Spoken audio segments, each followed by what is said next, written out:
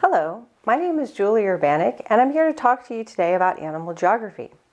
As one of the co-founders of the Animal Geography Specialty Group of the Association of American Geographers, I'm an animal geographer myself and a huge proponent of this perspective in the larger human-animal studies community. Animal geography can best be defined as the study of where, when, why, and how non-human animals, as subjects in their own right, intersect with human societies. It is a subfield of the larger discipline of geography and is represented by numerous edited volumes, books, journal articles, special issues of geographical and human-animal studies journals, as well as courses and numerous multimedia projects. Its most significant contribution to human-animal studies is its emphasis on place, both literally and figuratively. Place is important for two reasons. The first is that all interactions happen somewhere, and that somewhere is key to understanding why. The second is that each human-animal interaction occurs at the center of a constellation of conceptual linkages. In other words, relations happen in places, but how those particular relations and practices happen depends on our conceptual placement of animals into different categories, such as pets, food, workers, or experimental objects. The study of animals within geography has deepened and developed over time. When geography was formalized as an academic discipline at the turn of the 20th century, the focus was largely on mapping wildlife.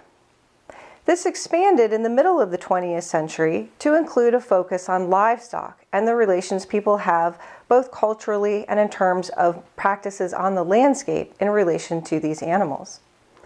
Today, like human-animal studies itself, animal geography has expanded to include all animals and all types of human-animal interactions as topics worthy of study. Animal geographers focus on specific practices and relationships, individual animals, breeds, or species. Their methodologies include both quantitative and qualitative forms of data collection, and they use 7 main lenses: cultural, economic, environmental, ethical, historical, political, and theoretical. In addition, they may draw from other fields such as zoology, science and technology studies, or social theory to supplement their work. Taking on topics as diverse as veganism, the relationship of microorganisms to human bodies, how animals are used in tourism, the relationship between social theories like feminism and post-colonial studies to human-animal practices, and on to farm animal welfare, heritage breeds, and even the exotic pet trade. Animal geographers are looking at urban, rural, protected, and land and water-based locations around the world. For me personally, animal geography is a framework with which I can synthesize the myriad lenses one can use when looking at any human-animal topic, and it helps me gain a deeper understanding of where and why all of these practices and interactions are happening. I invite you to check out the Animal Geography Specialty Group's website if you're interested in learning more about our work. Thank you.